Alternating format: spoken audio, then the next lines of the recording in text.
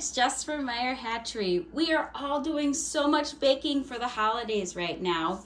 And today I want to show you how to make a really simple, impressive, kind of light and airy dessert that you can make to take to your next holiday party or any get-together. We are going to be making a Pavlova today. To make this recipe, you just need a few simple ingredients. First, you need 4 egg whites that have come to room temperature. So I have that right here. And save those egg yolks for another recipe. A lemon curd would be good. The other thing that you're going to need is 1 cup of sugar that is superfine sugar. So some stores you can buy superfine sugar, but what I do is I take my regular granulated sugar and I put it in my food processor for about 15-30 seconds, and it just kind of breaks it up a little bit and makes it really fine and helps to make our meringue that we're making light and fluffy. Another thing that you're going to need is you're going to need 1 teaspoon of cornstarch and a 1/2 teaspoon of cream of tartar, and that's what I've put into here. That's going to help to stabilize our pavlova. And lastly, you're going to need 1 teaspoon of vanilla, and that's it. It is so easy. So now that we've got all our ingredients together, we're going to head on over to our mixer and we're going to start mixing up or whipping up our eggs to make our meringue part of our pavlova. All right, we've got our mixer here ready to go. And we're going to go ahead and we're going to add in our egg whites into our bowl.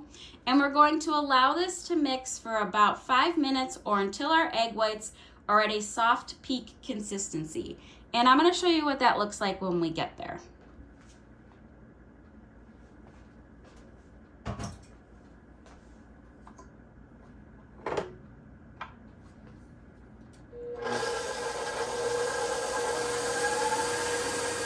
While we're mixing up our egg whites, be sure to set your oven to 350 degrees Fahrenheit and grab a baking sheet and put a piece of parchment on it.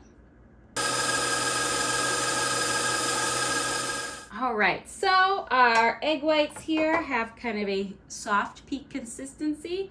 So what we're going to do now is we're going to add in our sugar while we're beating the egg whites, and we're going to do it in 2 additions. We're going to add half. We're going to wait 30 seconds, we're going to add the other half of the sugar in, and then we're going to continue to whip up our egg whites until they are stiff peak consistency. All right, so our meringue is just about there for our pavlova. So what we're going to do now is we're going to add in a teaspoon of vanilla, and we're going to allow this to mix for another minute or 2. And then we should be at our stiff peak consistency for our meringue.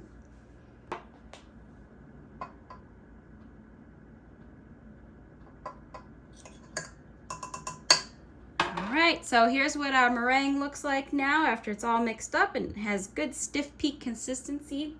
So now what we're going to do is we're going to very carefully fold in our cornstarch and our cream of tartar, and then we're going to get this over onto the baking sheet. So now we're going to take our mixture and we're going to put it onto our piece of parchment here, and we're going to spread it out till it's about an 8 to 9 inch circle. You can get a little decorative around the edges if you'd like, making some peaks. One thing you want to remember is you want to have a little bit of a dip in the center, and that's going to hold any sort of fruit or whipped cream that you add to your pavlova after it's been baked, and we'll talk about that in a little bit.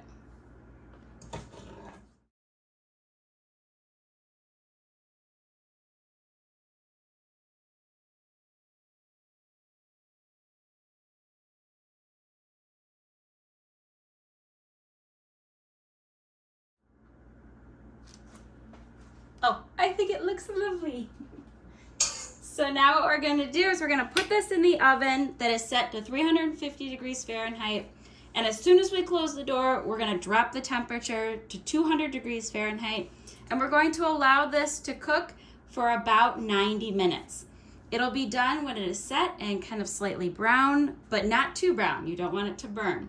If you notice that this side is baking faster than this side, you can, while it's baking, quickly open the oven door, rotate your baking sheet, and put it back into the oven. You just don't want to open the oven too much during the baking process.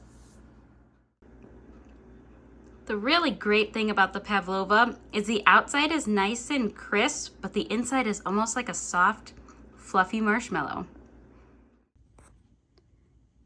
All right, here's what our pavlova looks like after it's cooled completely in the oven. After the 90 minutes, all I did was turn the oven off and let it cool in our oven.